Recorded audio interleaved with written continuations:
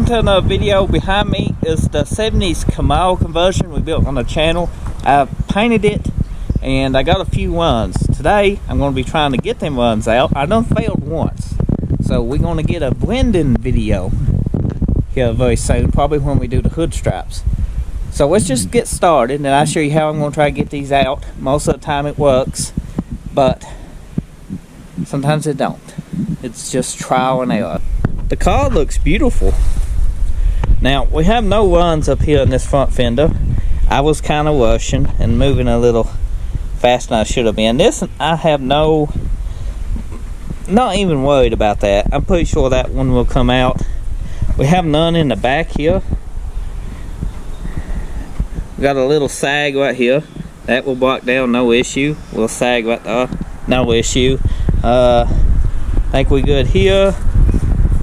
Go around the car. It does got a lot of pollen. It's been shrinking up. You know, what's setting, clear coat does shrink a little. So this isn't what I'm worried about. Take a look at this. Oh God. Ugh, that's scary. Get a good view of that. Very scary. This one I got out, but I failed. You can see the bun through right here, but it's on this edge. You know, it's the run's done thin because it's sagging. When it's on the edge, it rolls over. It's even thinner. So, yeah, I couldn't save that. It was a spot here I wasn't too happy with, like that. So I can fix this spot. It's blended a little. Get that done away with. And hopefully I don't have to blend the door. But if I have to blend this spot and then I do the door, it's a win-win, because I can just blend this side. I'm going to be using an old school trick, and I'm just using some of this isom. You can use, you know, whatever you prefer, as long as it's thin. Maybe a grazing putty. Isom is basically a grazing putty knockoff. I'm trying to open this one-handed. It's kind of chaotic. Ooh, it's done open, ain't it?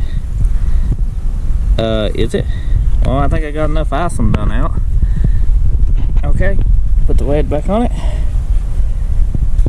Ugh. Usually I got a tab that sticks. This one's got it too. Keeps it from drying out. Nah, that works. So when you mix this, there's a precise way you want to do it. Just a little bit. You don't want too much. That's probably too much. But, you know, it's going to come off. It ain't like we're using it to fill or pinholes or anything. And all this is super thin body filler. 70% sure I'm going to burn through this in some form or another, but I might not. You know, this is a trick you can use to help even everything down so you don't burn through. Just gives you a little bit more chance of actually getting the run out. Let's go ahead and just coat this one. We can.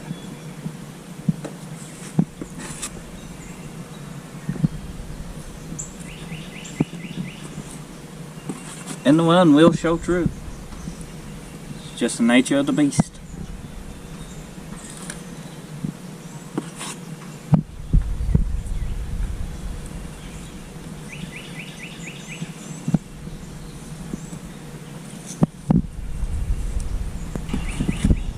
I thought this would be enough for both sides, but it's getting what's starting to dry.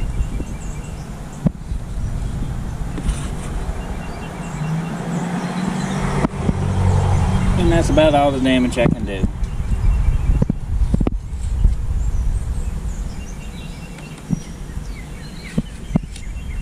I got a little bit right here, but that'll come out no issue. Found this guy. He's on the edge. Went ahead, coated him. The filler dries pretty fast. That's a bad one we're going to be trying to get out today. One done failed. We got a blend. Like I said, no issues. Hi, Mr. Ant. This color is not difficult to blend if you're the one painted it and got the paint, you know, already in the gallon. I have no tiger stripes. Beautiful color, dark shadow gray. So I'm gonna let this dry. You want this completely dry. Also, before you do this, make sure your clear coat is, you know, your ones is pretty much dry. I done gummed them up. But anyway, how to tell is take you a fingernail and see if you can imprint it. If it imprints, you know, it's too wet still. You gotta give it a while. Now, also, if you press really hard with your finger, it'll go away, but it'll leave a fingerprint, and then that's too hard too. Oops, got a little bit of bondo right there. It'll wipe off. The ones come out, but I had to blend. Go figure. I had to fix the spot because I had some bun throughs, but we have plenty of paint, kinda. So I just went ahead, D8 everything down with 600, blended this whole side, and you can't even tell it. It looks really good. I used a very bright light to replicate the sun, and everything. It looks good. I mean, I don't see no issues. Should buff out. I was going to wait to do the hood stripes and then fix the bun through, but I figured it's such a nice day out, I just do it today. So we're on the second coat of clear. I'm going to put 3 on it, and then we see what we got. I'm actually letting it tack up. You can touch, you know, she ain't stringy yet. I kind of like spraying when it's smooth to the touch. It's preference. A lot of people spray when it's stringy. I like when it's smooth to the touch. Never had an issue. So I'm going to let this cure. It's got medium reducer. Temp's pretty okay. This is after 3 coats. Looks pretty good. Should do just fine after a cut and buff. Well, it's the next day. Everything's dry en masse. The fender turned out extremely good. The blend area and everything looks good. Everything should come out pretty decent. I do got a little one right here. That was from just trying to keep the coatings on it and filling in all the little, like it was a bug got there, so I went back over it and it sagged a little. It happens when you're painting outside. Once it's cut and polished, you shouldn't be able to see any imperfections in it. This fender indoors got 4 coats of clear coat on it, so I plenty to polish. Shouldn't have to worry about a bun through. I done got all the runs out that was in it, and only had to touch up in 2 spots.